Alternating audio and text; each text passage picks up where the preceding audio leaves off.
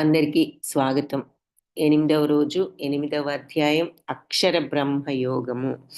ISKCON Mangalore వారి 18 రోజుల గీతా క్లాస్లో ఇది 8వ రోజు. 8వ అధ్యాయం అక్షర బ్రహ్మ యోగము. నిన్న 7వ రోజు జ్ఞాన విజ్ఞాన యోగం చూసాం. భక్తి యోగంలో మొదటి అధ్యాయం. ఈరోజు భక్తి యోగంలో 2వ అధ్యాయం, భగవద్గీతలో 8వ అధ్యాయం అక్షర బ్రహ్మ యోగం చూడబోతున్నాం. ఓం అజ్ఞానతిమిరాంధస్య జ్ఞానాంజనశలాకయా చక్షురున్మిళితం येन తస్మై శ్రీ గురవే నమః. నమో ఓం విష్ణుపాదాయ కృష్ణప్రేష్ఠాయ భూతలే శ్రీమతి భక్తి వేదాంత స్వామి ఇతి నామినే. నమస్తే సరస్వతి దేవి గౌరవాణి ప్రచారిణే నిర్విశేష శూన్యవాది పాశ్చాత్య దేశధారిణి.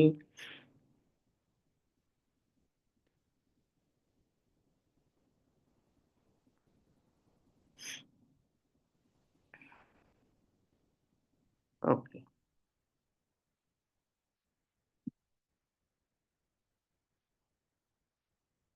हे कृष्ण करुणा सिंधो दीनबंधो जगत्पते गोपेश गोपिका कांत राधा कांता नमोस्तुते. तप्त कांचन गौरांगी राधे बृंदावनेश्वरी वृषभानुसुते देवी प्रणमामि हरिप्रिये.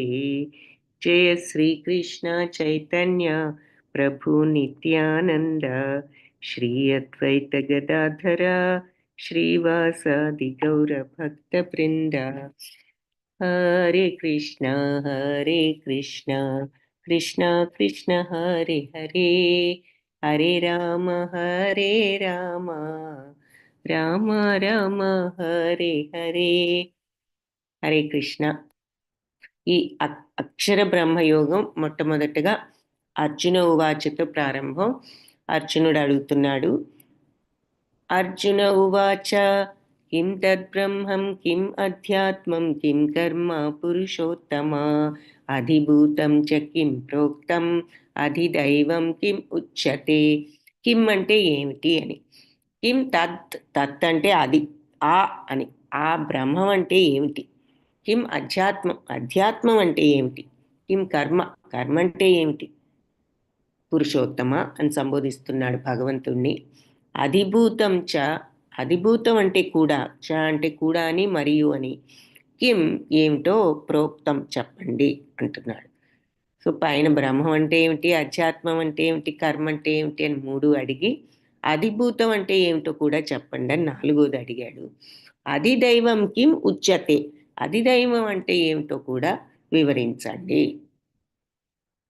సో మొత్తం 5 విషయాలు అడిగాడు ఇక్కడ. పురుషోత్తమ, బ్రహ్మం అంటే ఏమిటి, ఆత్మ అంటే ఏమిటి, కామ్యకర్మలు కర్మ అంటే ఏమిటి, అధిభూతం ఏమిటి, అధిదైవం ఎవరు, దయచేసి వివరించండి అని అడిగాడు. ఇంకా ఏమడుగుతున్నాడంటే అధియజ్ఞ కథం కోత్ర దేహేస్మిన్ మధుసూదన ప్రయాణకాలే చ కథం జ్ఞేయోసి నియతాత్మభిః. అధియజ్ఞం, ఈ యజ్ఞ పురుషుడు ఏ విధంగా, కథం ఏ విధంగా, దేహస్మి దేహంలో ఉంటాడు, అందరి దేహాల్లో, మధుసూదన అంటే మధు అనే రాక్షసుణ్ణి సంహరించిన కారణంగా శ్రీకృష్ణుడికి మధుసూదన అనే పేరు వచ్చింది. సో మధుసూదన అని భగవంతుణ్ణి సంబోధిస్తూ ఈ అధియజ్ఞం ఏ విధంగా, యజ్ఞప్రభు ఏ విధంగా అందరిలోనూ ఉంటాడు, అందరి శరీరాల్లో ఏ విధంగా ఉంటాడు. ప్రయాణకాలేచ అంటే లాస్ట్ ప్రయాణ కాలంలో కూడా కథం ఏ విధంగా. ప్రయాణకాలం అంటే ఏమిటి, మరణ సమయం చివరి నిమిషంలో అని, వెళ్ళిపోయేటప్పుడు కూడా కథం ఏ విధంగా జ్ఞేయోసి తెలుసుకుంటాడు, నియతాత్మభి నియమంగా ఉన్నటువంటి వాడు. ఈ భక్తి మార్గంలో నియమంగా ఉన్న వాళ్ళు ఏ విధంగా నిన్ను లాస్ట్లో కూడా వెళ్ళిపోయేటప్పుడు కూడా నిన్ను ఏ విధంగా తెలుసుకుంటారు. సో మధుసూదన, యజ్ఞప్రభు ఎవరు, అతడు ఏ విధంగా ఈ శరీరాల్లో ఉంటాడు? భక్తిలో ఉన్నవాళ్ళు, ఈ నియమబద్ధమైన భక్తి మార్గంలో ఉన్న వాళ్ళు మరణ సమయంలో నిన్ను ఏ విధంగా తెలుసుకుంటారు అని చెప్పి అడిగాడు. భగవంతుడు సమాధానం ఏమిటో శ్రీ భగవానువాచ అక్షరం బ్రహ్మ పరమం స్వభావో అధ్యాత్మముచ్యతే భూతభావోద్భవకరో విసర్గ కర్మ సంజ్ఞితః. అక్షరం బ్రహ్మ పరమం అంటే నాశనరహితుడు సర్వోత్తముడు అయిన జీవుడు బ్రహ్మం అని అనబడతాడు. ఆత్మ యొక్క నిత్య స్వభావాన్ని ఆధ్యాత్మమని అంటారు. సమస్త జీవుల ఉత్పత్తికి ఉనికికి కారణమైన కార్యమే కర్మ. సో మూడింటికి సమాధానాలు చెప్పారు. బ్రహ్మం అంటే ఏమిటని అడిగాడు కదా. సో బ్రహ్మం అంటే నాశనం లేని సర్వోత్తమమైన ఆత్మ, దాన్ని బ్రహ్మతత్వం అంటారు. దాని యొక్క నిత్య స్వభావాన్ని ఆధ్యాత్మం అంటారు. సో ఆత్మ యొక్క నిత్య స్వభావం ఏమిటి? ఎల్లప్పుడూ మరి పుట్టుక లేనిది, నిత్యమైనది, శాశ్వతమైనది అని సెకండ్ చాప్టర్లో చూసాం ఆత్మ గురించి. సో ఆత్మ నిత్యము, ఎప్పుడు కూడా మారకుండా అలాగే ఉంటుంది. కాబట్టి దాని ఆత్మ యొక్క నిత్య స్వభావం ఆధ్యాత్మం, ఆత్మతత్వం ఆధ్యాత్మం. భూతభావోద్భవోకరో అంటే విసర్గ కర్మ సంజ్ఞితః. సో సమస్త జీవుల ఉత్పత్తికి ఉనికికి కారణమైన పాస్ట్ కర్మలు అన్నీ కూడా, మనం చేసే పనులన్నీ కూడా మనకు బంధాలు ఏర్పరిచి ఏ రకంగా అయితే మళ్ళీ జన్మకు కారణం అవుతాయో అటువంటి పనులన్నీ కూడా కర్మలు అని చెప్పి అంటారు. కాబట్టి సమస్త జీవుల ఉత్పత్తికి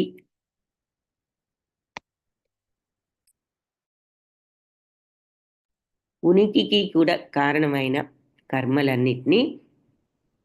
పనులన్నిటినీ కూడా కర్మని అంటారు అని ఇక్కడ సమాధానం చెప్పారు. ఇంకొక 2 విషయాలు ఇంకా ఏం చెప్తున్నారు?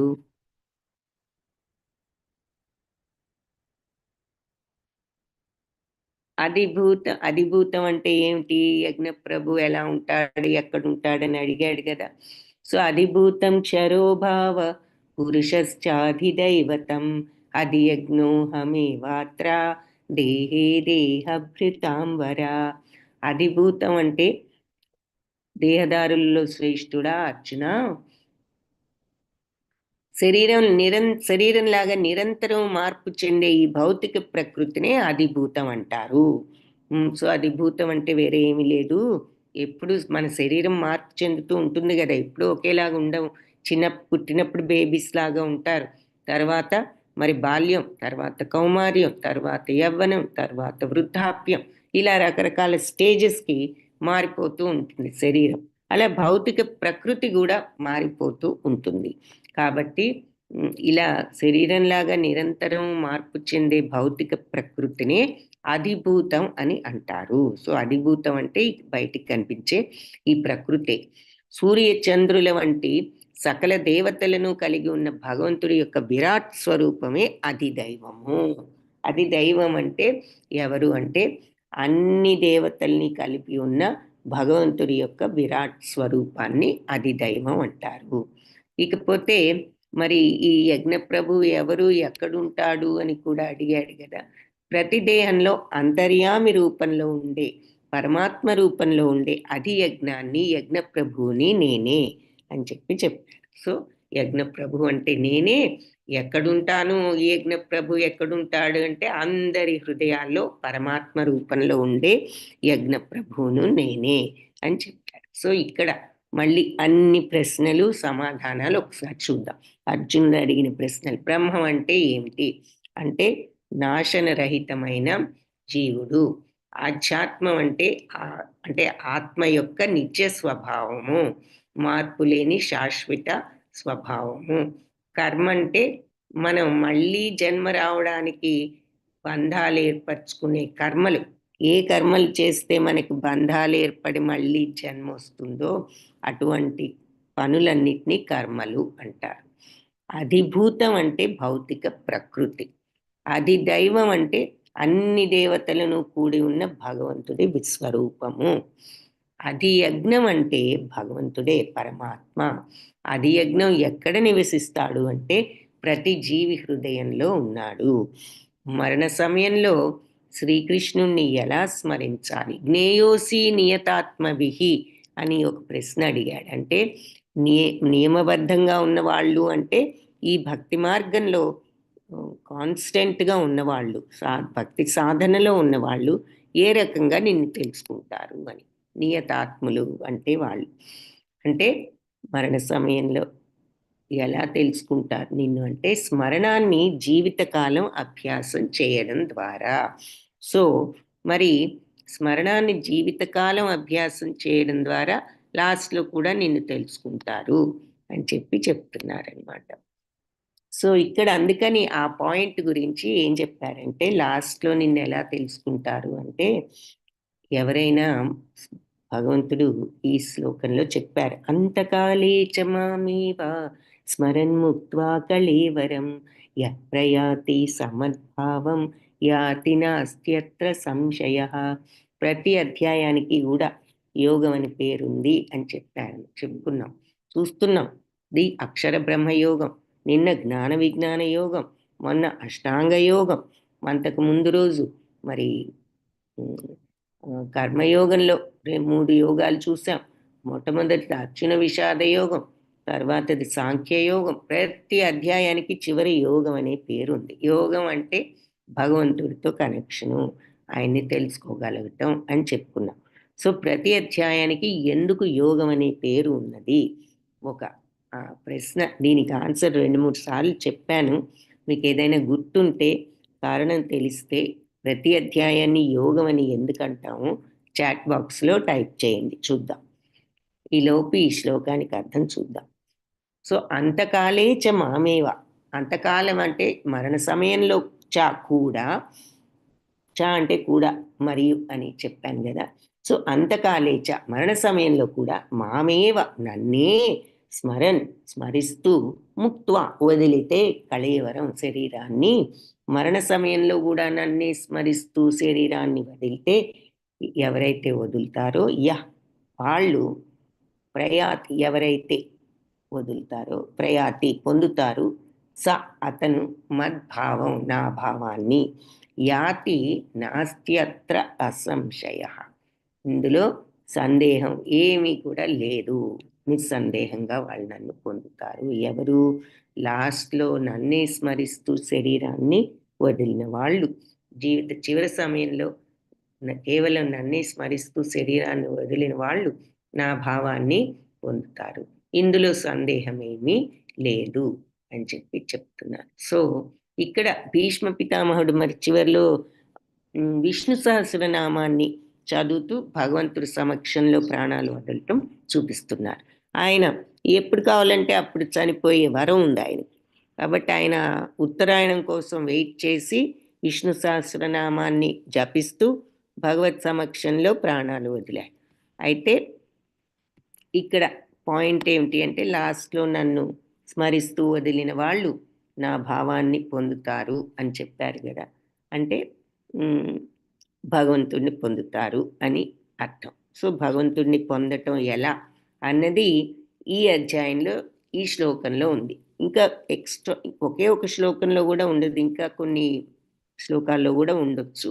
కనీసం ఒక శ్లోకంలో అయినా ప్రతి అధ్యాయంలో చెప్తూ ఉంటారు భగవంతుడిని పొందడం ఎలాగో అని. అలాంటి శ్లోకాల్లో ఇదొకటి అనమాట. సో లాస్ట్లో నన్ను స్మరిస్తూ శరీరాన్ని వదిలే వాళ్ళు నన్నే పొందుతారు, ఇందులో డౌట్ లేదు అని చెప్తున్నారు, గ్యారంటీ అని అంటున్నారు. సో భీష్ముడు మరి గ్యారంటీగా అది ఆయన్ని పొందాడని మనకు అర్థమవుతుంది, ఎందుకంటే ఆయన విష్ణు సహస్రనామమే జపిస్తూ వెళ్ళిపోయారు కాబట్టి. యం యం వాపి స్మరన్ భావం త్యజత్యంతే కళేవరం తం తమేవైతి కౌంతేయ సదా తద్భావ భావితః. యం యం వాపి స్మరన్ భావం, ఏ భావాలను ఆలోచిస్తూ త్యజత్యంతే వదులుతామో ఈ శరీరాన్ని, కళేవరం అంటే శరీరాన్ని, అంటే ఏ ఏ థాట్స్తో, ఏ ఏ భావాలతో, ఆలోచనలతో ఈ శరీరాన్ని వదులుతామో తమేవైతి కౌంతేయ, దానికి తగ్గదే వస్తుంది కౌంతేయ. సదా ఎప్పుడు కూడా తద్భావ భావిత, ఆ భావాలకు తగ్గ స్థితే వస్తుంది. ఏ ఏ భావాలతో ఈ శరీరాన్ని వదిలిపెడతామో ఆలోచనలతో, ఆ భావాలకు తగ్గ స్థితినే పొందుతాడు. అంటే మనం పోయేటప్పుడు మన మైండ్లో ఏ ఆలోచనలు ఉంటాయో అలాంటి ఆలోచనలకు తగ్గ స్థితే వస్తుంది నెక్స్ట్ జన్మలో అని చెప్పి, దానికి ఉదాహరణగా ఇక్కడ ఒక కథ చెప్తారు. ఈయన భరత మహాముని అనే ఒక ముని ఉండేవాడు. ఆయన యాక్చువల్గా ఒక రాజుగారు.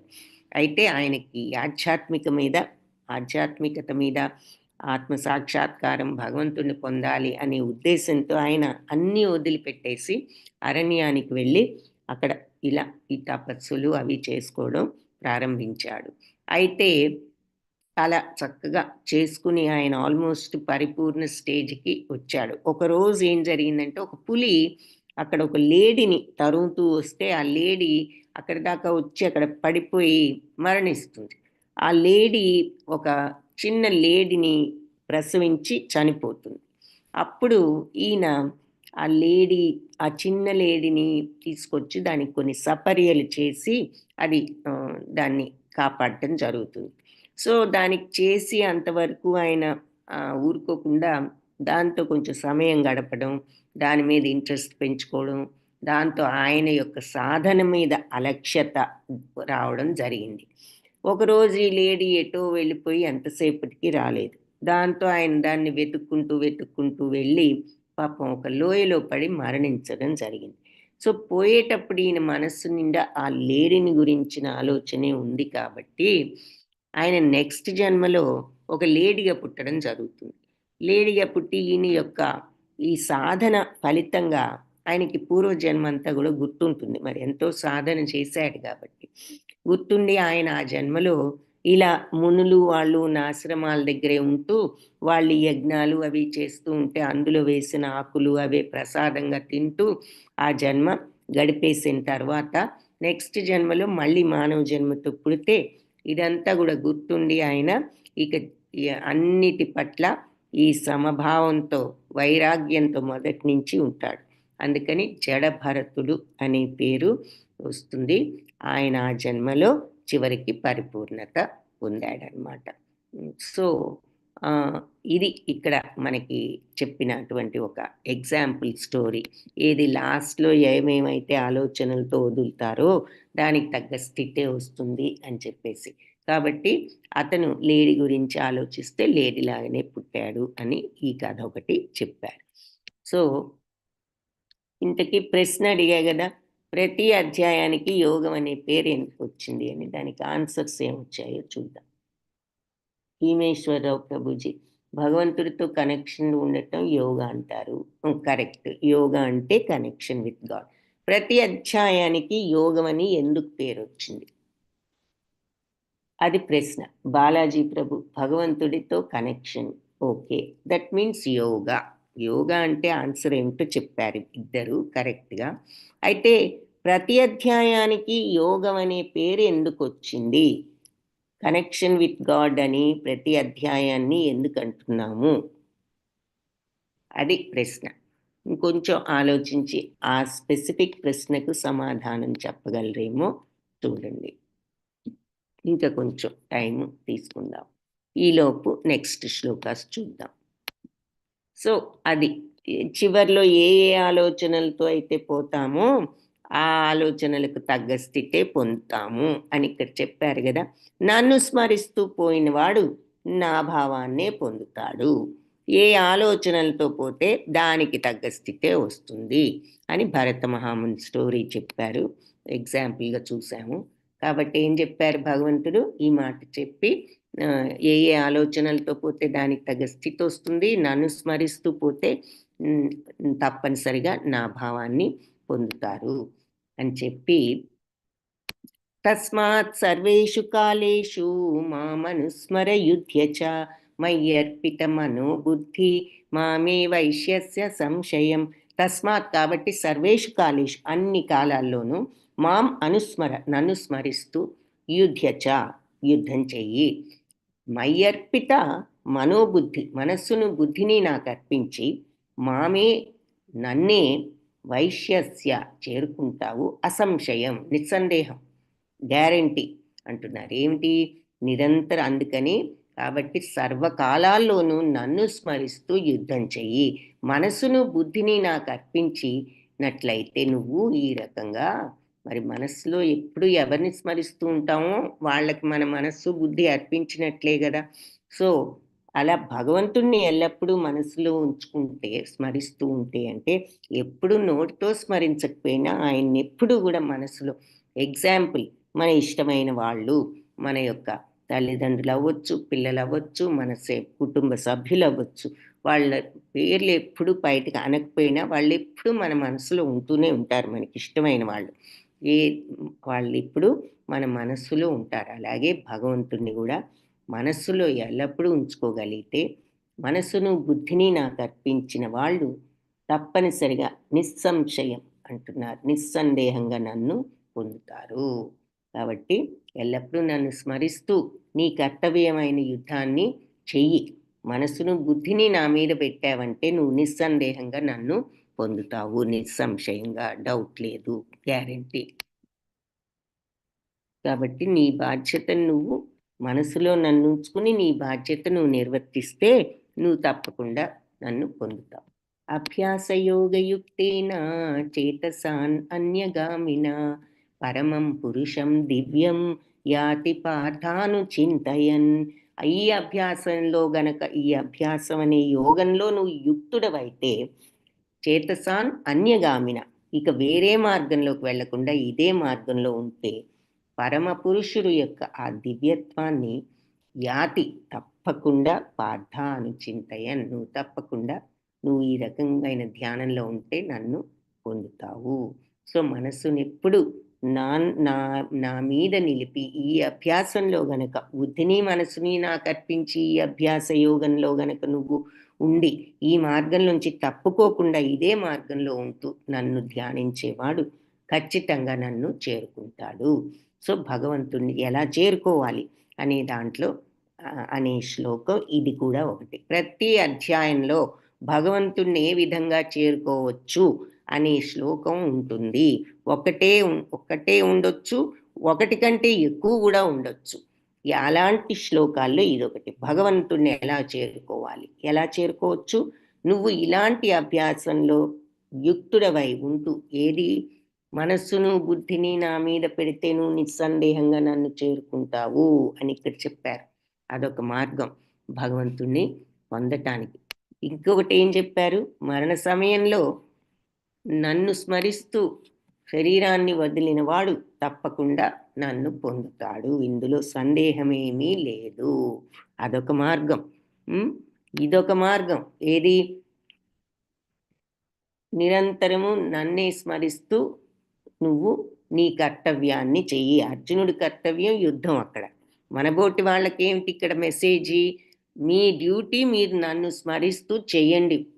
మనసును బుద్ధిని నాకు అర్పించి మీరు స్మరిస్తూ అంటే ఎప్పుడు నోటితో స్మరించమని కాదు, మనసును బుద్ధిని ఆయనకు అర్పించడం. ఎప్పుడు భగవంతుణ్ణి మనసులో మనం ఉంచుకోగలుగుతాం. ఆ రకంగా మనం చేసినట్లయితే మన బాధ్యతను తప్పనిసరిగా ఆయన్ని పొందుతాము అని భగవంతుడు ఈ శ్లోకంలో కూడా చెప్పారు. ఒకటి లాస్ట్లో ఆయన్ని స్మరిస్తూ పోతే అప్పుడు భగవంతుడిని పొందుతాము. మరి ఏ పని చేసినా మన డ్యూటీస్ చేసేటప్పుడు భగవంతుణ్ణి మనసులో ఉంచుకుని ఏ పని చేసినా ఎప్పుడు భగవంతుణ్ణి మనసులో బుద్ధిలో ఉంచుకుని మనం గనక మన డ్యూటీస్ చేస్తే తప్పనిసరిగా ఆయన్ని పొందుతాము అని ఇక్కడ చెప్పారు. మళ్ళీ ఈ రకమైన యోగంలో నువ్వు నన్ను స్మరిస్తూ మనసును బుద్ధిని నాకు అర్పించిన ఆ యోగంలో నువ్వు యుక్తుడవై ఆ అలవాటు నుంచి నువ్వు తప్పుకోకుండా ఇదే మార్గంలో ఉన్నట్లయితే నువ్వు తప్పనిసరిగా ఖచ్చితంగా నన్ను చేరుకుంటావు అని చెప్పారు. సో ఎందుకు వచ్చింది పేరు అనేది ఆన్సర్ కూడా చూసేసాం. హోప్ఫుల్లీ ఇప్పటికైనా మీకు మరి ఆన్సర్ ఏమిటో తెలిసిందేమో చూద్దాం. Every chapter even one Shloka tells about good అని సునీత మాతాజీ చెప్పారు. గుడ్ అంటే గుడ్ కాదు, అంతా గుడ్డే, మనం చదివేది అంతా గుడ్డే, ఏది బ్యాడ్ లేదు ఇక్కడ.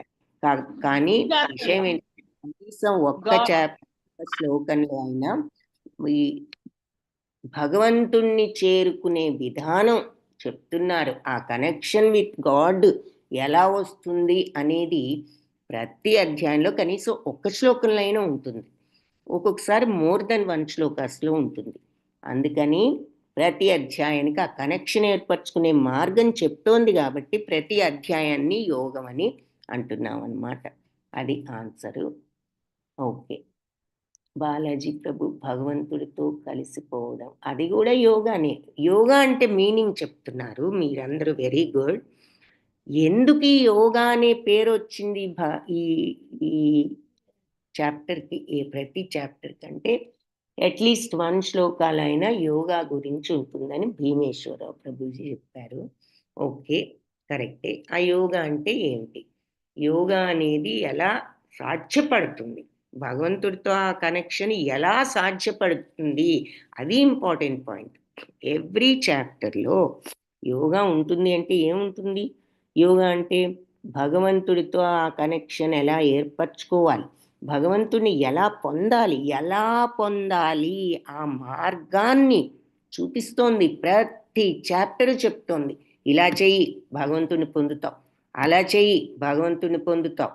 ప్రతి చాప్టర్, లాస్ట్ చాప్టర్లో మీరు గమనించలేదనుకోండి, ఈ చాప్టర్లో గమనించవచ్చు, నెక్స్ట్ చాప్టర్లో గమనించవచ్చు. ప్రతి చాప్టర్లో కూడా ఉంటుంది ఒక విధానం, భగవంతుణ్ణి ఎలా పొందొచ్చు అని. అందుకనే ప్రతి చాప్టర్కి యోగా అనే పేరు ఉన్నది. సో అట్లీస్ట్ వన్ శ్లోకంలో యోగా గురించి ఉంటుంది. అయితే యోగా అంటే ఏమిటి అంటే ఇక్కడ భగవంతుణ్ణి పొందే విధానం. Okay, correct. Ji Bharati Mataji, how to reach God. Okay, అంటే అది కూడా yoga. How to reach God అనే మార్గం ఉంటుందన్నమాట ప్రతి చాప్టర్లో. Okay, very good. సో ఈ చాప్టర్లో ఇలా 2-3 శ్లోకాలు చూసేసాం ఆల్రెడీ, భగవంతుడిని ఎలా పొందాలి అని. ఎలా? లాస్ట్ మినిట్లో నన్నే స్మరిస్తూ ప్రాణాలు వదిలే వాళ్ళు తప్పనిసరిగా నన్ను పొందుతారు, అదొకటి. అందుకని నిరంతరం నువ్వు నన్ను స్మరిస్తూ నీ కర్తవ్యమైన యుద్ధాన్ని చెయ్యి. మనబోటి వాళ్ళకేమో మీ డ్యూటీలు ఏదైతే ఆ డ్యూటీలు చెయ్యండి, అయితే మనసును బుద్ధిని నా మీద నిలిపి చెయ్యండి, అప్పుడు నిస్సందేహంగా నన్ను పొందుతారు. ఎప్పుడు మనసును బుద్ధిని భగవంతుడికి అర్పించి ఉన్నట్లయితే ఇకప్పుడు ఆ యోగంలోనే ఉంటూ ఆ మార్గంలో నుంచి తప్పుకోకుండా ఈ రకంగా మనోబుద్ధులను భగవంతుడికి అర్పించి బాధ్యతలు నిర్వర్తించినట్లయితే తప్పనిసరిగా నన్ను చేరుకుంటారు అని చెప్పారు. అయితే మరి లాస్ట్ మినిట్లో ఎవరు స్మరిస్తే వాళ్ళు నన్ను చేరుకుంటారన్నారు కదా. మరి లాస్ట్ మినిట్ ఎప్పుడో ఎలా తెలుస్తుంది మనకి? ఈ లాస్ట్ మినిట్ అనేది ఎలాంటిదంటే సడన్ టెస్ట్ లాంటిది. సడన్గా పరీక్ష పెడితే మరి ఎవరు పాస్ అవుతారు? ఏ రోజు పాఠం ఆ రోజు చదివే వాళ్ళు పాస్ అవుతారు, చదవకుండా కూర్చునే వాళ్ళు మరి ఫెయిల్ అవుతారు. అలాగే మరి లాస్ట్ మినిట్ సడన్ టెస్ట్ లాంటిది అంటున్నారు కాబట్టి మనం ఇప్పుడు ప్రిపేర్ అవ్వాలి ఈ లాస్ట్ మినిట్ కోసం. అంటే ఇప్పటి నుంచే ప్రిపేర్ అవ్వాలి. ఎలా ప్రిపేర్ అవుతాం? మన పాఠం మనం చదువుకోవాలి, ఏ రోజు పాఠం ఆ రోజు చదువుకోవడం అంటే ఏమిటి ఇక్కడ అర్థం? సిలబస్ ఏమిటి ప్రిపేర్ అవటానికి? భగవంతుడిని జపించడం. ఎలా సిద్ధపడాలి ఆ లాస్ట్ మినిట్ కంటే? ఇప్పటి నుంచే రోజు భగవంతుడిని జపించడం ద్వారా, భగవద్గీత చదవడం ద్వారా, భక్తుల సాంగత్యం ద్వారా, సత్సంగం అన్నమాట, సేవ చేయడం ద్వారా, సర్వీసు, వీటన్నిటితో మనం ఇప్పటి నుంచే భగవంతుడిని చేరుకోవడానికి ప్రిపేర్ అవ్వాలి. అప్పుడు ఏ సమయంలో అయినా సరే మనం పోయినా ఈ ఈ ఈ రకమైన మార్గంలో మనం ఉన్నట్లయితే భగవంతుణ్ణి చేరుకుంటాము అని చెప్తున్నారు. ఫలితం ఇలా ఉంటే మనం ఎప్పుడూ భగవన్నామం మనసులో ఉంచుకుని జపిస్తూ భగవంతుని తలుచుకుంటూ, భగవద్గీత, ఈ భాగవతం, ఈ బుక్స్ చదువుకుంటూ, భక్తుల సాంగత్యంలో ఉంటూ, సేవ చేస్తూ ఉన్నట్లయితే ఈ మనకి ఫలితం ఏమిటి అంటే ఈ మోక్షం వస్తుంది, ఈ జనన మరణ చక్రం నుంచి విమోచనం కలుగుతుంది అని చెప్తున్నారు. సో భగవంతుని స్మరించాలి, ఆయన్ని మనసులో బుద్ధిలో ఉంచుకోవాలి అంటే అసలు భగవంతుని గురించి అర్థం చేసుకోవాలి, ఆయన ఏమిటి అని. సో ఎలా స్మరించాలి అంటే ఏ రకంగా అర్థం చేసుకోవాలి? కవిం పురాణం అనుశాసితారం అనూరణీయం సమనుస్మరేద్య సర్వస్య ధాతారం అచింత్య రూపం ఆదిత్యవర్ణం తమస పరస్తాత్. కవిం అంటే అన్నీ తెలిసినవాడు, పండితుడు అని అర్థం. పురాణం అంటే అతి ప్రాచీనుడు. అనుశాసితారం అందరినీ కూడా నియంత్రించేవాడు. మరి అన్నీ భగవంతుడు అన్నీ కూడా నియంత్రిస్తున్నారు కదా, అందరినీ కంట్రోల్ చేసేవాళ్ళు. అణోరణీయం, అణువు కంటే కూడా సూక్ష్మమైన వాడు, అణువులో కూడా ఉన్నారు కాబట్టి అణువు కంటే కూడా చిన్నవాడు. సమనుస్మరే అని ఈ రకంగా అర్థం చేసుకుని ఆయన్ను స్మరించేయాలి. సర్వస్య ధాతారం అంటే అన్నిటినీ కూడా పోషించేవాడు.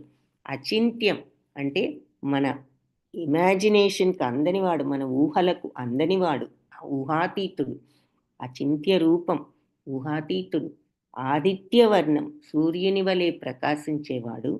తమసః పరస్తాత్ చీకటిని పారద్రోలి జ్ఞానాన్ని కలిగించేవాడు అని భగవంతుడు జ్ఞానమూర్తి, జ్ఞానానికి ప్రతిరూపం అని. సర్వము తెలిసినవాడు, అతి ప్రాచీనుడు, అన్నిటినీ నియంత్రించేవాడు, సూక్ష్మం కంటే సూక్ష్మమైన వాడు, అందరినీ పోషించేవాడు, అన్ని భౌతిక భావనలకు అతీతుడు, ఊహాతీతుడు, మన ఆలోచనలకు అందనివాడు. ఎల్లప్పుడూ మరి ఈ అలా ఉన్న పరమ పురుషుణ్ణి ధ్యానించాలి.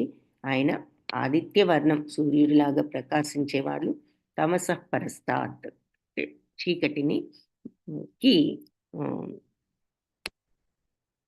అజ్ఞానం అనేది లేనివాడు, జ్ఞానంతో వెళ్ళిపోయేవాళ్ళు భగవంతుడు.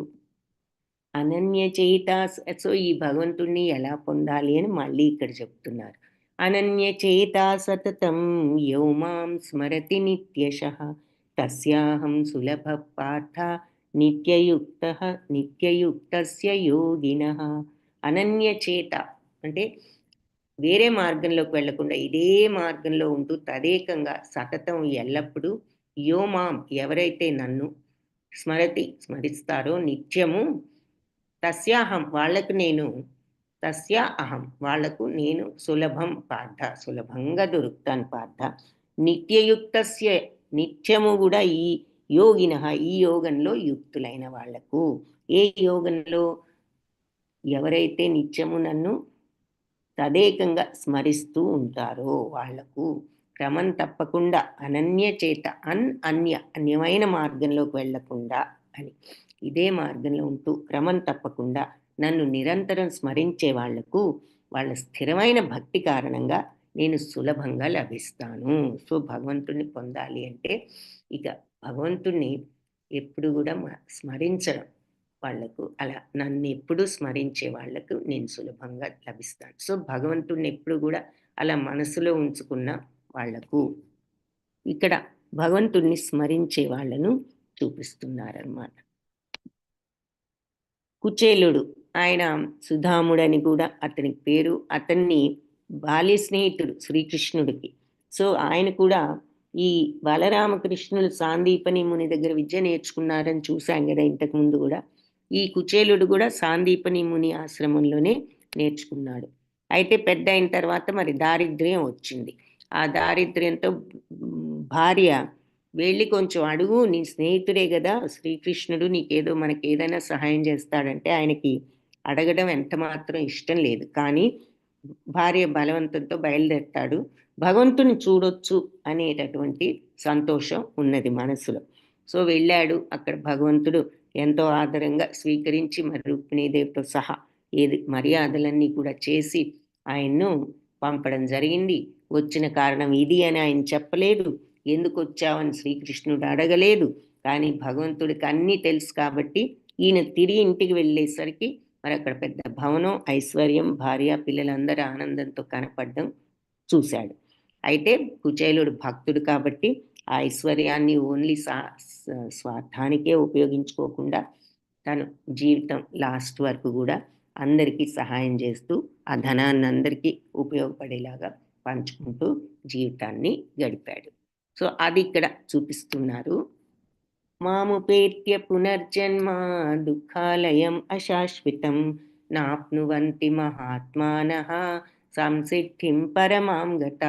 నన్ను పొందిన తరువాత మాముపేట్య, నన్ను పొందిన తర్వాత పునర్జన్మ, ఈ దుఃఖాలయం అశాశ్వతమైన ఈ దుఃఖాలయంలో పునర్జన్మ అనేది నాప్నువంతి ఉండదు. ఇటువంటి మహాత్ములు సంసిద్ధిం పరమాం గత, ఇక వాళ్ళు సంసిద్ధతను పరిపూర్ణతను పొందుతారు. ఈ భక్తి మార్గంలో ఉంటూ నన్ను ఎప్పుడూ మనసులో బుద్ధిలో ఉంచుకుని ఆ రకంగా స్మరిస్తున్న ఈ భక్తులు నన్ను పొందిన తర్వాత వాళ్ళు నన్ను పొందుతారు. ఇక నన్ను పొందిన తర్వాత వాళ్ళు మళ్ళీ ఈ దుఃఖాలయంలోకి రారు. ఈ అశాశ్వతమైన దుఃఖాలయం ఏమిటి? ఈ భౌతిక మన భూప్రపంచం, ఈ భౌతిక ప్రపంచం, ఇక్కడికి మళ్ళీ రారు. ఇక వాళ్ళు అత్యున్నత పరిపూర్ణతను, సంసిద్ధతను, పరమగతిని పొందుతారు అని చెప్తున్నారు. ఈ దుఃఖాలతో ఉన్న ఈ తాత్కాలిక ప్రపంచానికి మళ్ళీ తిరిగి రారు. దుఃఖాలయం అశాశ్వతం అన్నారు. ఆ బ్రహ్మభువనాల్లోక పునరావర్తినో అర్జున మాముపేత్యతు కౌంతేయ పునర్జన్మ న విద్యతే. సో ఆ బ్రహ్మలోకం నుంచి ఈ ఈ భౌతిక ప్రపంచపు లోకాలన్నిట్లో కూడా, భువనాల్లోక అంటే అన్ని భౌతిక ప్రపంచపు లోకాల్లో పునరావర్తి ఉంది అంటే పుట్టుక మరణం, మళ్ళీ పుట్టడం, జననం మరణం ఉంది అన్ని లోకాల్లో. ఏది బ్రహ్మలోకం నుంచి అన్ని లోకాల్లో ఉంది భౌతిక ప్రపంచంలో. మాము టూ అంటే కాని అని చెప్పాను కదా, కానీ మాముపేత్య, నన్ను పొందిన తర్వాత కౌంతేయ పునర్జన్మ నా విద్యతే, పునర్జన్మ అనేది ఉండదు అని చెప్తున్నారు. సో ఈ భౌతిక ప్రపంచంలో అత్యున్నత లోకమైన బ్రహ్మలోకం నుంచి కింది లోకం వరకు అన్నిట్లోనూ ఈ పునరావృతం అంటే పుట్టుక మరియు మరణం జరిగే ప్రదేశాలే అన్ని లోకాలు కూడా. కానీ కుంతి పుత్ర, నా నివాసానికి చేరుకున్నవాడు మాత్రం మళ్ళీ జన్మించడు. మళ్ళీ జన్మించడంటే ఏమవుతాడంటే భగవంతుణ్ణి పొందుతాడు. భూతగ్రామస ఏవాయం భూత్వా భూత్వా ప్రళీయతే రాత్ర్యాగమే వశః పార్థ ప్రభవత్యహరాగమే. సో ఎందు తాత్కాలికం అంటున్నారు ఈ భౌతిక ప్రపంచం అనేది ఇక్కడ చెప్తున్నారు. దానికి ముందు భౌతిక ప్రపంచంలో అన్ని ఉత్తమ లోకాలైన బ్రహ్మలోకం దగ్గర నుంచి కింది లోకం వరకు అన్ని లోకాల్లోనూ పుట్టుక మరణం ఉంది అని చెప్పారు కదా. అసలు ఈ లోకాలు భౌతిక ప్రపంచంలో ఏ లోకాలు ఉన్నాయి అనేది ఒకసారి చూద్దాం, చూపిస్తాను. గోలోక చార్ట్ అని ఒకటి ఉన్నది. ఆ గోలోక చార్ట్ బ్రహ్మ సంహితం ఆధారంగా తయారు చేశారు. బ్రహ్మ సంహితంలో ఈ గోలోక చార్ట్లో ఇలా ఉంటుంది మన ప్రపంచం, భౌతిక ప్రపంచం అని చూపించారు. సో ఏంటంటే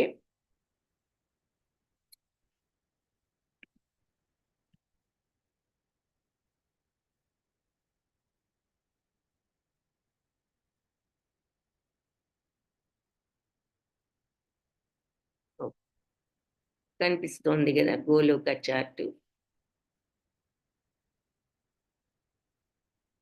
ఈ గోలోక చార్ట్లో ఈ భౌతిక ప్రపంచం ఇది. ఇందులో ఏమున్నాయంటే సత్యలోకం, తపోలోకం. సత్యలోకం అంటే బ్రహ్మలోకం, తపోలోకం జనలోకం, మహర్లోకం, స్వరు, భూవరు, భూలోకం మధ్యలో ఉంది. కింద అతల, వితల, సూతల, తలాతల, మహాతల, రసాతల, పాతాళ, నరక లోకాలు అనమాట. ఇవన్నీ కూడా కింద ఉన్నాయి. సో ఈ 14 లోకాలు భౌతిక ప్రపంచం. ఇక్కడ ధ్రువలోకం ఉన్నది. ఇది ధ్రువ నక్షత్రం, ధ్రువ మహారాజుకి ఇచ్చిన లోకం. ఇక్కడ పాల సముద్రంలో శ్వేతదీపంలో లక్ష్మీదేవితో సహా ఉన్న విష్ణుమూర్తి కూడా ఈ భౌతిక ప్రపంచంలో ఇలా ఉన్నారనమాట. సో ఈ భౌతిక ప్రపంచం ఎక్కడి నుంచి వచ్చింది అంటే అసలు దీనికి లేయర్స్ ఏమిటంటే పంచభూతాలు, ఆకాశము, వాయువు, అగ్ని, నీరు, భూమి, పైన మరి అహంకారము, మహత్తత్వం నుంచి పుట్టిందనమాట ముందు. ఈ మహత్తత్వం విష్ణుతత్వం అన్నమాట ఇది. ఇందులో గర్భోదక సాయి విష్ణువు ఆయన నాభి నుంచి ఈ 14 లోకాలు కూడా వచ్చాయి. విష్ణువు గర్భోదక సాయి విష్ణు, ఇక్కడేమో ఈ భౌతిక ప్రపంచంలో క్షీరోదక సాయి విష్ణు, ఇవన్నీ విష్ణుమూర్తి యొక్క అవతారాలు అన్నమాట. సో పైన కారణోదక సాయి విష్ణు అని ఇక్కడ ఇన్ని చూస్తున్నాం. ఆ పైన బ్రహ్మజ్యోతి, ఆ పైన వైకుంఠం, ఇక్కడ లక్ష్మీనారాయణని చూస్తున్నాము. సో ఇక్కడి నుంచి కింద మనం చూస్తే బ్రహ్మజ్యోతి, భగవంతుడి యొక్క వెలుగు ఇది, ఈ బ్రహ్మజ్యోతి అన్నది. అక్కడ భగవంతుడి యొక్క విస్తరణలు మొదలయ్యాయి. ఏమిటి? మొదటి విస్తరణ కారణ సముద్రం. ఇది ఆ బ్రహ్మజ్యోతి కింద ఉన్నది, దాన్ని కారణ సముద్రం అంటారు. ఈ బ్లూని ఈ బ్లూలో కారణోదక సాయి విష్ణువుగా ఆయన మొట్టమొదటగా అవతరించారు. ఈ కారణోదక సాయి విష్ణువు ఆయన ఊపిరి చూసారా, ఇక్కడ పొగలాగా కనిపిస్తోంది. ఆయన ఊపిరి వదిలినప్పుడు ఇలా ఈ జగత్తులన్నీ ఇలా మన గుడగల్లాగా చూపిస్తున్నారు. ఈ బబుల్స్ ఇవన్నీ కూడా ప్రపంచాలన్నమాట. సృష్టి ఇలా జరుగుతుంది ఆయన ఊపిరి వదిలినప్పుడు. ఆయన ఊపిరి లోపలికి తీసుకున్నప్పుడు ఇవన్నీ కూడా విలీనం అయిపోతాయి. సో అది ఇక్కడ కారణోదక సాయి విష్ణు నుంచి ఈ మహత్తత్వం పుట్టింది. ఈ మహత్తత్వం నుంచి ఇది మహత్తత్వం పుట్టింది. ఈ మహత్తత్వం నుంచి ఈ భౌతిక ప్రపంచం ఇలా పుట్టిందనమాట. మహత్తత్వం, అహంకారం, పంచభూతాలు ఇవన్నీ లేయర్స్గా ఉంటూ ఆ తర్వాత బ్రహ్మలోకం, తపోలోకం, జనలోకం, అంటే తపోలోకం అంటే 4 బ్రహ్మకుమారులు ఉండే లోకం, జనలోకం అంటే ప్రజాపతులు, మహర్లోకం అంటే మరి భృగుముని ప్రజాపతులు ఉండేది. తర్వాత ఇవన్నీ అయిన తర్వాత భూలోకం కింద అతల వితల సుతల తలాతల మహాతల రసాతల పాతాళ లోకాలు కిందున్నాయి. సో ఇవన్నీ ఫస్ట్ అవతరణ కారణోదక సాయి విష్ణు. ఆయన ఊపిరి వదిలినప్పుడు ఇవన్నీ ఫామ్ అయ్యాయి. అప్పుడు వాటిల్లో నుంచి గర్భోదక సాయి విష్ణువుగా ఆయన నాభి నుంచి ఇవన్నీ కూడా వచ్చాయి 14 లోకాలు. ఈ 14 లోకాలతో పాటు మళ్ళీ ఆయన క్షీరోదక సాయి విష్ణువుగా 3వ అవతారాన్ని కూడా ఎత్తి అది భౌతిక ప్రపంచంలో ఉంది వీళ్ళతో పాటు. ఎక్కడ? ఈ భౌతిక ప్రపంచంలో ఒక పాల సముద్రం ఉంది, దాంట్లో శ్వేతదీపం అనేది ఉంది ఐలాండ్. అందులో ఆయన క్షీరోదక సాయి విష్ణువుగా ఉన్నారు. సో అందరి హృదయాల్లో పరమాత్మ ఉన్నారని ఇప్పుడు చెప్పారు కదా. సో అందరి హృదయాల్లో పరమాత్మగా ఉన్న భగవంతుడి అవతారం ఏది అంటే ఈ క్షీరోదక సాయి విష్ణు. ఎందుకంటే ఆయన కూడా ఈ భౌతిక ప్రపంచంలో ఉన్నారు మనతో పాటు ఈ పాల సముద్రంలో. సో అందుకని అందరిలో పరమాత్మగా ఉన్న భగవంతుడు ఈ క్షీరోదక సాయి విష్ణు. చాలా మంది గర్భోదక సాయి విష్ణు అని రాంగ్ ఆన్సర్ చెప్తూ ఉంటారు. కానీ అందరిలో పరమాత్మగా ఉన్నది క్షీరోదక సాయి విష్ణు. ఎందుకంటే ఆయన కూడా ఈ 14 లోకాలతో పాటు భౌతిక ప్రపంచంలో పాల సముద్రంలో శ్వేత దీపంలో ఉన్నారు. అందరూ గర్భోదక సాయి విష్ణు అంటారు, ఎందుకంటే కన్ఫ్యూజ్ అవుతారు. ఆయన నాభి నుంచి ఈ 14 లోకాలు పుట్టాయి, కానీ ఆయన డైరెక్ట్గా ఈ భౌతిక ప్రపంచంలో లేరు. అంటే ఆయన కాదు, ఇలా పరమాత్మ రూపంలో ఉన్నది క్షీరోదక సాయి విష్ణు. సో ఈ 3 భగవంతుడి విస్తరణలు అన్నమాట. భౌతిక ప్రపంచంలో ఈ 14 లోకాల్లో పైలోకమైన సత్యలోకమైన బ్రహ్మలోకం నుంచి కింది లోకం పాతాళ లోకం వరకు అన్నిట్లో జననం మరణం ఉంది. అంటే బ్రహ్మదేవుడికి కూడా జననం మరణం ఉంది. అందుకే బ్రహ్మదేవుడు ఆయుష్యంతో కూడా మనం నిన్న చూసాం. సో అందరికీ జనన మరణాలు ఉన్నాయి ఈ భౌతిక ప్రపంచంలో అని చెప్పారుగా, అందుకని ఈ చార్ట్ చూపించాను. సో పైన విష్ణుమూర్తి వైకుంఠం చూస్తున్నాము, లక్ష్మీనారాయణులు, తర్వాత పైన దానికంటే పైన మరి ఏముంది అంటే మనకి ఈ గోలోక బృందావనంలో శ్రీకృష్ణుడు, రాధారాణి ఉండటం చూస్తున్నాం. వాళ్ళు అష్టదళాలు, 8 దళాలు ఎవరు అంటే వీళ్ళంతా ముఖ్య గోపికలు 8 మంది. సుదేవి, లలిత, విశాఖ, సుచిత్ర, ఇంద్రలేఖ, చంపకలత, రంగాదేవి, తుంగవిద్య, వీళ్ళందరూ 8 మంది. వీళ్ళు అష్టదళాలుగా ఉన్నారు మధ్యలో ఈ గోలోకంలో. మనకి ఇదంతా చూపిస్తున్నారు. ఇది గోలోక బృందావనం పైన ఉన్నదన్నమాట. సో మనం ఈ కింది భూ ప్రపంచంలో మనం భూలోకంలో ఉన్నాము. ఇక్కడ అర్త్. ఇక్కడ మనం హరే కృష్ణ మంత్రాన్ని జపిస్తూ భగవంతుణ్ణి తలుచుకున్నప్పుడు ఇది ఇలా వెళ్ళి వెళ్ళి వెళ్ళి దారంలాగా చూపిస్తున్నారు. ఈ హరే కృష్ణ మంత్రం కనిపిస్తోంది కదా, ఎక్కడికి వెళ్తోంది? వెళ్ళి వెళ్ళి వెళ్ళి వైకుంఠంలోకి వెళ్ళింది. వైకుంఠంతో ఆగిపోయిందా? లేదు. మళ్ళీ అక్కడి నుంచి కూడా ఇదిగో ఇక్కడ పైకి వెళ్తోంది. ఎక్కడికి వెళ్తోంది? ఇలా వెళ్ళి చివరికి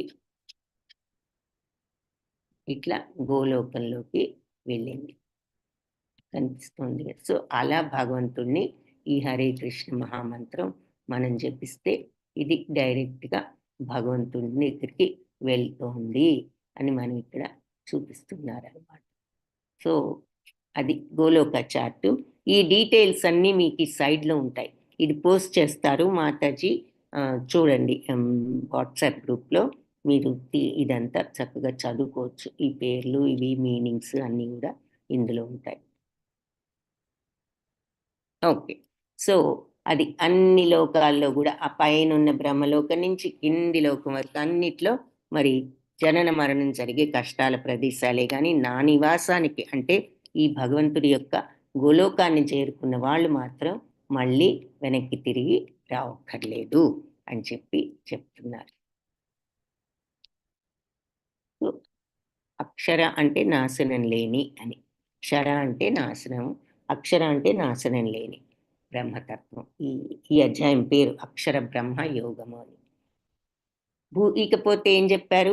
ఇక ఈ ప్రపంచం ఎందుకు తాత్కాలికం అన్నారు? ఈ జీవులన్నీ పుట్టి బ్రహ్మకి రాత్రి అవడంతో అన్నీ కూడా ప్రకృతిలో కలిసిపోతూ ఉంటాయి. పగలు కాగానే మళ్ళీ జన్మిస్తూ ఉంటాయి అని చెప్పి చెప్పారు. సో కలియుగ కాలం మనం చూసాం 4,32,000 సంవత్సరాలు. బ్రహ్మదేవుడి యొక్క ఒక్కరోజు ఎంతో చెప్తున్నారు. మళ్ళీ నిన్న చూసాము. ద్వాపరమేమో కలియుగానికి 2 రెట్లు, సో 8,64,000. త్రేతాయుగం కలియుగానికి 3 రెట్లు, కాబట్టి 12 లక్షల చిల్లర. సత్యయుగం కలియుగానికి 4 రెట్లు, సో 17 లక్షల చిల్లర.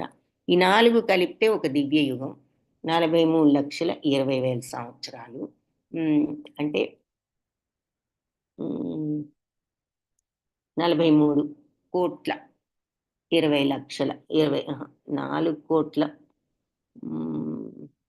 43,20,000 సంవత్సరాలు. 1000 దివ్య యుగాలు కలిపితే, ఇలాంటి దివ్య యుగాలు 1000 కలిపితే బ్రహ్మదేవుడికి ఒక పగలన్నమాట. సో రాత్రి కూడా పగలతో సమానం. అంటే 1000 దివ్య యుగాలు కలిపితే ఒక పగలంటే 1000 దివ్య యుగాలు ఎన్ని అయ్యాయి? ఇవి 43,200 లక్షల సంవత్సరాలు అన్నమాట ఇవి. అదే మరి రాత్రి కూడా అంతే అనుకుని కలిపామంటే 86,400 లక్షల సంవత్సరాలు. సో అంటే 864 కోట్ల సంవత్సరాలు బ్రహ్మదేవుడి యొక్క ఒక్క రోజు. సో మరి ఎంత పెద్దదో ఆలోచించండి. నిన్న చూసాం ఆయనకు ఒక్క నిమిషం అయితే మనకి 60,000 సంవత్సరాలని మనం నిన్న చాప్టర్లో కూడా చూసాం. ఒక్క సెకండ్ మనకి 1,00,000 సంవత్సరాలు బ్రహ్మదేవుడి యొక్క ఒక్క సెకండ్. ఆయనకు ఒక్క నిమిషం అయితే మనకి 60 లక్షల సంవత్సరాలు. కాబట్టి ఆయన ఆయుష్ అంత పెద్దదన్నమాట. కానీ ఆయుష్ ఆయనకు కూడా జనన మరణం ఉన్నది. ఇక భగవంతుడు ఆ దివ్య నివాసానికి మరి చేరుకుంటారు అని చెప్పారు. అసలు భగవంతుడు దివ్య నివాసం గురించి ఇక్కడ చెప్తున్నారు. ఆయన దివ్యధామం మనం చూసాంగా గోలోక చాట్లో. గోలోకం ఎలా ఉంటుందట? అవ్యక్తోక్షర ఇత్యుక్తం అహు పరమాం గతిం యం ప్రాప్య నా నివర్తంతే తద్ధామ పరమం మమ. సో భగవంతుని పొందుతారు, నా దగ్గరకు వస్తారు అంటున్నారు. కాబట్టి ఆ నివాసం ఎలాంటిదంటే వ్యక్తం కానిది. ఆ దివ్య నివాసం నశింపులేనిది. ఇది అందరికీ కూడా పరమగమ్యం అదే. చివరికి అక్కడికే వెళ్ళటానికి మనం ట్రై చేయాలి. ఎవరమైనా సరే వెళ్ళవలసిన ప్రదేశం అదే, అందరికీ పరమగమ్యం. జీవుడు అక్కడికి చేరుకున్న తర్వాత మళ్ళీ తిరిగి రాడు. అదే నా యొక్క తద్ధామ పరమం మమ, అటువంటి ధామం నా దివ్యధామం, నా నివాసం అని చెప్తున్నారు. అది ఇక్కడ ఆధ్యాత్మిక ప్రపంచం భగవత్ నివాసం. ప్రతి పదము పాటే, ప్రతి అడుగు నృత్యమే. మన యొక్క భౌతిక ప్రపంచం ప్రతి అడుగు ప్రమాదమే, ప్రతి పనిలోనూ బాధలే అంటున్నారు. సో ఆధ్యాత్మిక ప్రపంచ స్వభావం శాశ్వతమైనది, తప్పులేనిది, అపరిమిత ఆనందం ఉన్నది. ఎలాంటి ఆనందం అంటే ఈ లగ్జరీస్ వల్ల వచ్చే ఆనందం, సుఖాల వల్ల వచ్చే ఆనందం కాదు. ఏ బాధ వచ్చినా కానీ కష్టం కలిగించని ఆనందం. అన్ని కోరికలు తీర్చేది అంటే ఈ భౌతిక కోరికలు కాదు, ఏ ఏ కోరిక లేని తృప్తి ఉండే స్టేజ్కి తీసుకువెళ్ళేది. అందరిలోకి ఐశ్వర్యవంతుడు ఎవరు? ఏ కోరిక లేనివాడు. యక్షుడి ప్రశ్నలకు ధర్మరాజు ఇచ్చిన కరెక్ట్ సమాధానం అది. సో ఏ కోరిక లేనివాడే ఐశ్వర్యవంతుడు. నీకు ఎంత ధనం ఉన్నా నీ మితంలేని కోరికలు ఏవో తీరలేదని ఎప్పుడూ అసంతృప్తితోనే ఉంటే ఇంకా నీకు ఎంత ధనవంతుడైనా నీకు ఆనందం ఎక్కడుంది?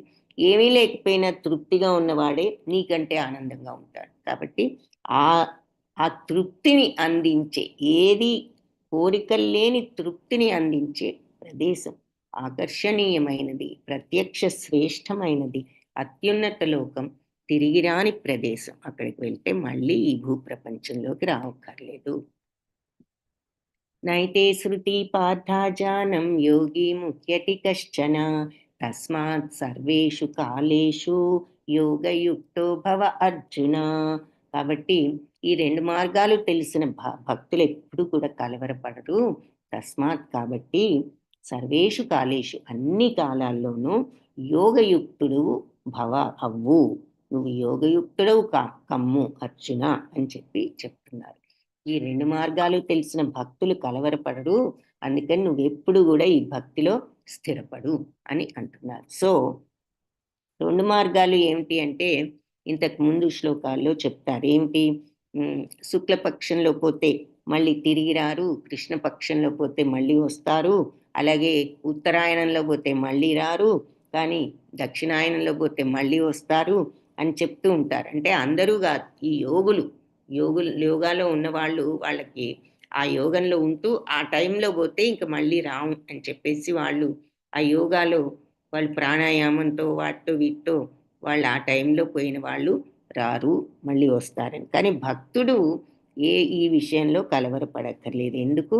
భక్తుడు ఎప్పుడు పోయినా భగవంతుణ్ణి చేరుకుంటాడు అని చెప్పి. కాబట్టి నువ్వు భక్తి మార్గంలో స్థిరపడ, అప్పుడు నువ్వు నిజంగా భక్తుడు అయితే నువ్వు ఎప్పుడు పోయినా నువ్వు గ్యారంటీగా భగవంతుణ్ణి పొందుతావు. అందుకని తస్మాత్, కాబట్టి సర్వేషు కాలేషు అన్ని టైమ్స్లో యోగయుక్తో భవ అర్జున. యోగంలో యుక్తుడుగా అంటే ఈ భక్తిలో నియుక్తుడవు అయి ఉండు. వేదేషు యజ్ఞేషు తపస్సు చైవ దానేషు యత్పుణ్యఫలం ప్రదిష్టం అత్యేతి తత్సర్వమిదం విదిత్య యోగి పరం స్థానముపైతి చాద్యం. వేదేషు వేదాలు, యజ్ఞాలు, తపస్సు చైవ తపస్సులు, మరియు చైవ మరియు దానేషు దానాలు, వీటన్నిటి నుంచి వచ్చే పుణ్యఫలం కంటే ప్రతిష్టం, ఇంకా ఎక్కువ పుణ్యమే వస్తుంది. అత్యేతి తత్సర్వమిద, వాటన్నిటికంటే మిన్నగా ఉన్న పుణ్యం వస్తుంది. ఎవరికి? యోగి పరం స్థానం ఉపైతి చాద్యం, ఈ భక్తి యోగంలో ఉన్న భక్తుడికి అంటున్నారు. కాబట్టి ఈ భక్తి మార్గంలో ఉన్న వ్యక్తికి వేదాధ్యయనం చేయడం ద్వారా, తపస్సులు, మరి దానాలు, యజ్ఞాలు, వీటన్నిటి వల్ల వచ్చే పుణ్యం కంటే కూడా ఎక్కువ పుణ్యం వచ్చి అతని చివరికి భగవంతుణ్ణి చేరుకుంటాడు. సో వేదాలు, యజ్ఞాలు, తపస్సులు, దానాలను మించిన పుణ్యం భక్తి మార్గంలో ఉన్న భక్తుడికి వస్తుంది, చివరికి భగవంతుడిని చేరుకుంటాడు. హరే కృష్ణ కృష్ణ కృష్ణ హరే హరే, హరే రామ రామ రామ హరే హరే.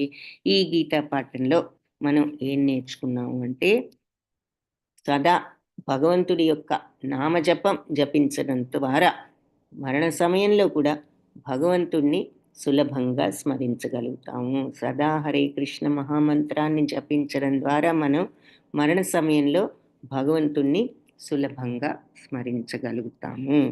అని చెప్పారు. వాంఛాకల్పతరుభ్యశ్చ కృపా సింధుభ్య ఏవ చ పతితానాం పావనేభ్యో వైష్ణవేభ్యో నమో నమః. హరే కృష్ణ.